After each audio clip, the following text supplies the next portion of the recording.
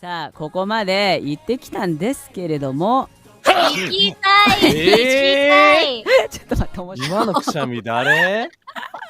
波動拳出た今。今のくしゃみだ。誰？ヤンクみたいな感じ。誰？スマブラの技みたいな。スマブラの技みたいな。ルートこっちなんですね。たくん。僕じゃない、本当に。たくん。そうですよ。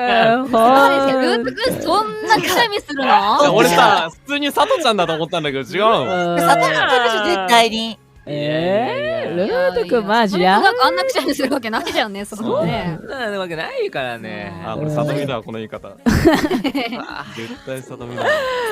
そんなの置いといて、くしゃみは置いといて、先ほど皆さん言う